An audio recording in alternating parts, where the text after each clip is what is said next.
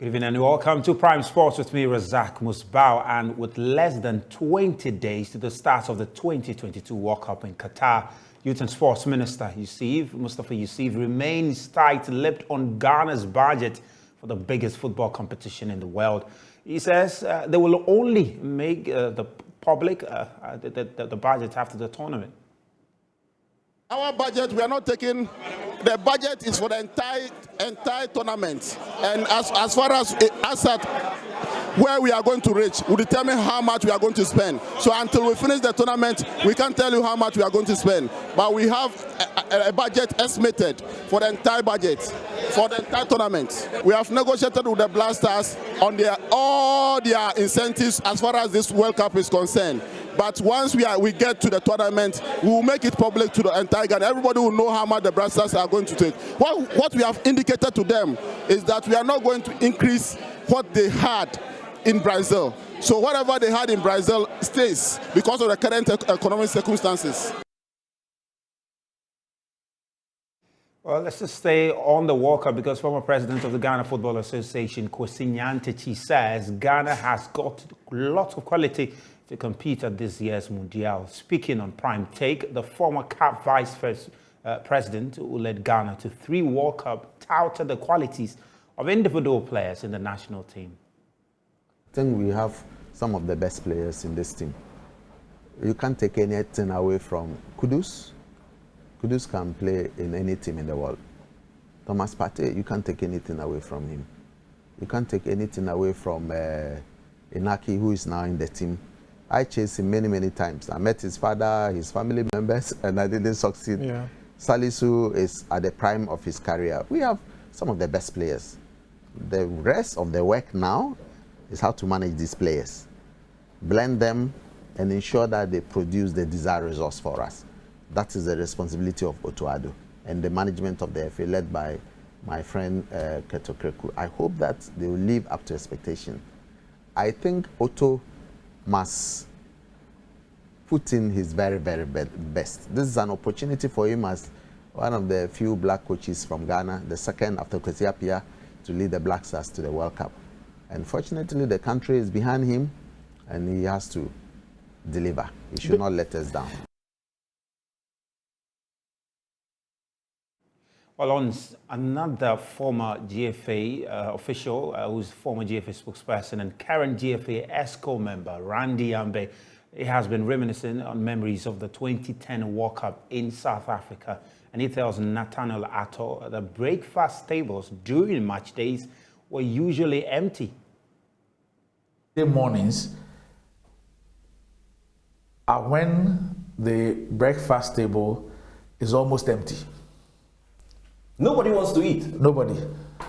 So Ghana, Uruguay, nobody ate. I mean, a few people. The people. But you find that's when the breakfast table is mostly empty.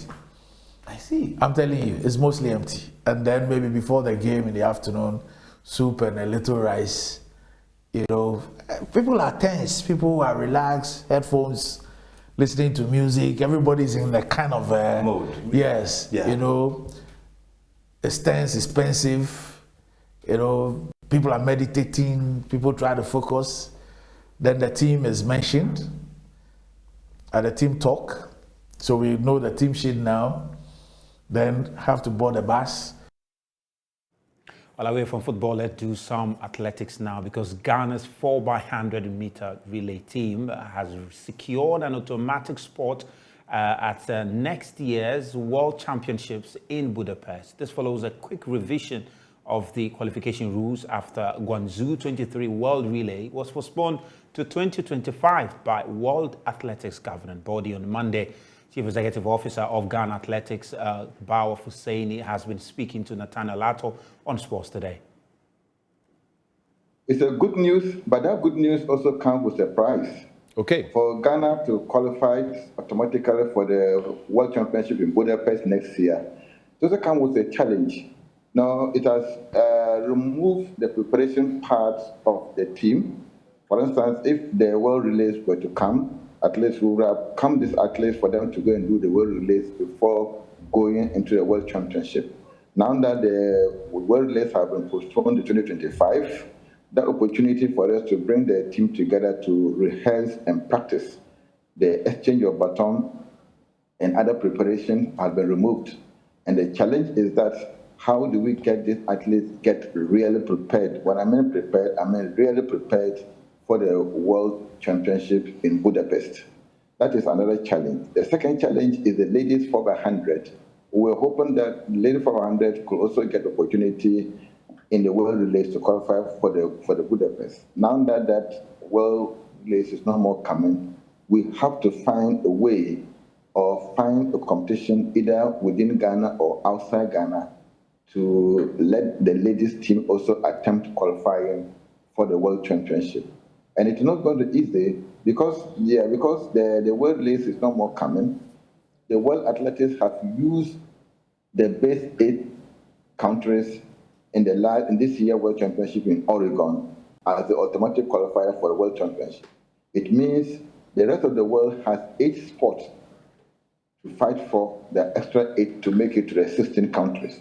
So now the ladies 4x100 is among the whole nation that will fight for the 8 slots, which makes it extremely difficult for them, for lady team. So there are 2 challenges. How do we prepare the athletes for the World Championship, and how do we get the ladies 4x100 enough competition for them to qualify? Not only participating, but they have to have a very good time that can be among the best 16 times in the world.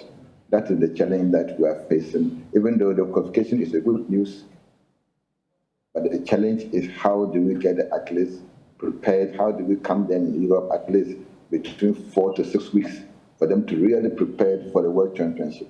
And now, the World Championship is a gateway to the Paris 2024. If we are able to go to the finals, pick a medal, that would be an automatic qualifier for the Paris 2024. Imagine if we have our women 4x100 relays, our men 4x100 relay qualifying for Paris 2024. Powerful saying it there. We'll take a quick break and we'll come back. We have more for you. Welcome back. Now, pupils from 32 schools are exhibiting their talent in the maiden Indomie U13 Football League, which is underway at the Medina Zongo AstroTurf. Adamu Benin Abdul Karim was there for Joy Sports and Father's Report.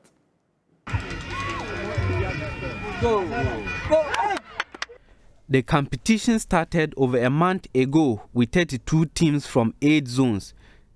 8 winning schools in boys and girls categories converged at the Medina AstroTurf to climax the pilot league. The quarter-final games began on Tuesday and will continue on Wednesday, while the semi-final fixtures will come off on Thursday. The boys and girls categories final games will be played on Friday, with the winners taking away giant trophies. Former Black Stars defender John Pencil, who graced the quarter-final games, took the pupils through pre-game warm-ups. Pencil, a product of inter-school games, urged them to be disciplined and respectful if they want to play football at the highest level. Football, without discipline, you can't play football to the highest level. Without respect, you can't play football to the highest level. Without unity, no team. Without love, you cannot pass the ball to your teammates. Then you become selfish. So now, we are going to combine all this: love, respect, discipline, storylines. That's what can take a footballer to the highest level. The Greater Accra Regional Football Association chairman, Samuel Abuabire, is happy the pilot program started in his region. I'm really happy that this pilot project is starting or has started in my region. So I'm more than happy.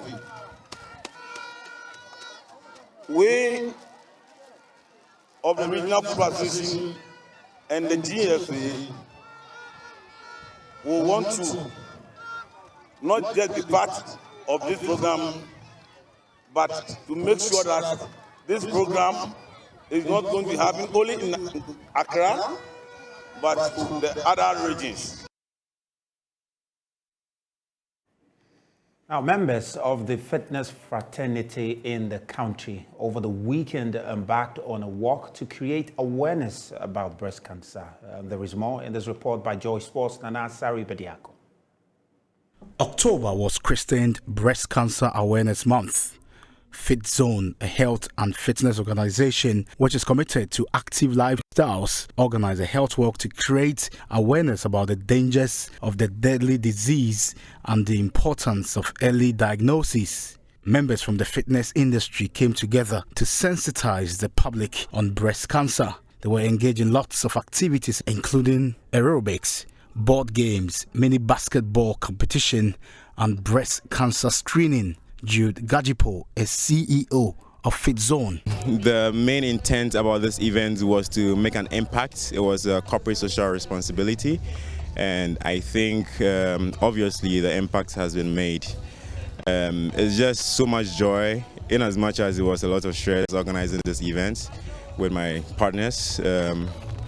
I think it gives me so much joy to see the fulfillment of the purpose, which is to make an impact, and to see the joy on all the participants' faces. I'm overjoyed. I think we've done something that will go a long way to help society and to give back to society.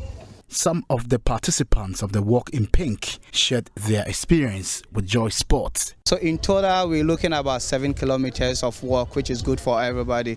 At least for people who don't even work out every day, today is a plus for them, so they could get their heart pumping and then their fitness in. Because we have to create awareness generally for everybody to know what breast cancer is. Get screened every month, know if there's any abnormality with their breast, so it's being treated, because we know early detection saves lives.